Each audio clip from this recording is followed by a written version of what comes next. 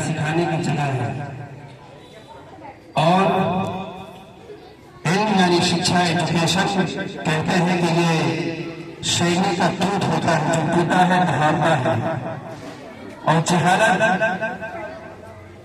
यानी अनपढ़ होना, शिक्षा चला होना, उससे कायरता पैदा होती है, बुज़दिली पैदा होती है। चार आदमियों के बीच में बैठकर बातें नहीं कर सकता और किसी ऐसे मकाम पर नहीं जा सकता जहां के रहने वाले, जहां पर बसने वाले लोग पढ़े लिखे हों, शिक्षित हों। इसलिए हम 21वीं सदी में जो जी रहे हैं, ये पढ़ने लिखने की सदी है। ये पढ़ने लिखने की सदी है। जो पढ़ेगा वही दौड़ेगा और जो नहीं पढ़ेगा वो बैठा रह जाएगा। दुनिया में या समाज में, किसी भी सोसाइटी में सब कोई मकाम नहीं है। तो इसलिए आपके इलाके में जो भी एजुकेशन संस्थानें हैं, उससे फायदा उठाएं, ज्यादा से ज्यादा फायदा उठाएं। और जो सरकारी योजनाएं हैं उसके बारे में हमें इल्म होना चाहिए, मालूम होना चाहिए और भरपूर तरीके से उससे फायदा उठाना चाहिए। आपका हक है, अधिकार है। ये सरकारें जो ले रही हैं वो अपनी जेब से नहीं ले रही है। ये आप ही का पैसा है, यहाँ के लोगों के टैक्स का पैसा है, जो अमीरों से लिया जाता है, गरीबों पे खर्च किया जाता है। यही इस्लाम का भी कंसेप्ट है कि उनके मालदारों से लोग जो गरीबों पे खर्च करते।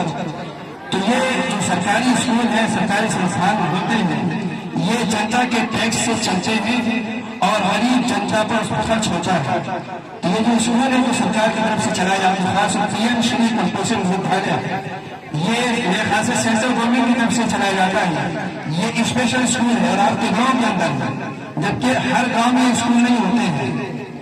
ये स्पेशल स्कूल इस लिहाज से है कि सेंट्रल गवर्नमेंट की तरफ से चलाया जाता है। जिसकी भी सरकार आएगी वहां पे वो वहीं से ये संचालन किया जाएगा। इसका ताल्लुक मेरे ख्याल से कम या बहुत कम राज्य सरकार से है। तो इससे आपको फायदा उठाना चाहिए।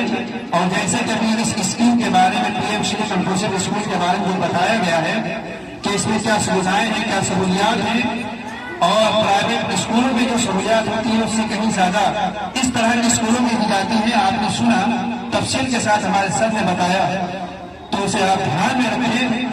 और ये उस नहीं चलेगा कि हमारे पास पैसे नहीं हैं इसलिए हम अपने बच्चों को नहीं पढ़ा सकते। अमीर लोग अपने बच्चों को आला तालीम दिलाते हैं, पैसा खर्च करके दिलाते हैं, हम नहीं दिला पाते क्योंकि हमारे पास पैसे नहीं है। ये है उसरे रंग। इसकी कोई अहमियत नहीं आज के जमाने में कि हमारे पास पैसा नहीं है या हम गरीब हैं, हम अपने बच्चों को कैसे पढ़ाएं। ये स्कूल किसके लिए है?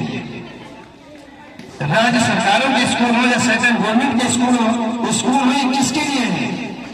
ये सबके लिए, कोई भी पढ़ा। लेकिन जो लोग शिकायत करते हैं कि हमारे पास पैसे नहीं है, हम गरीब हैं, हम कैसे अपने बच्चों को पढ़ाएं, तो उनके लिए सरकार का को इंतजाम करना सरकार के लिए जरूरी है और ये किया भी है।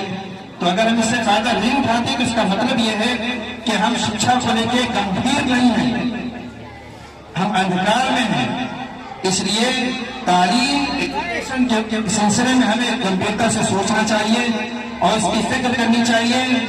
घर का कोई एक फर्द, कोई एक इंसान पढ़ लिख लेता है तो उसके जरिए से पूरा घर अंधकार से निकलकर प्रकाश में आ जाता है। और इल्म का एक शमा है, एक चिराग है, और चिराग जब जलता है तो पूरे माहौल को रोशन कर देता है।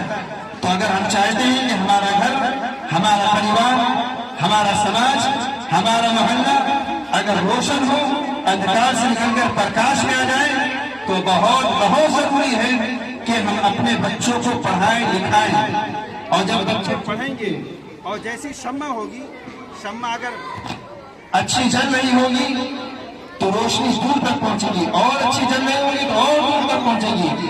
तो ये बच्चे की के जहन के ऊपर है, उसकी सलाहियत के ऊपर है कि उनको हम किस तरीके से डील करते हैं और पढ़ाई के मैदान में किस तरीके से उन्हें पढ़ाते हैं।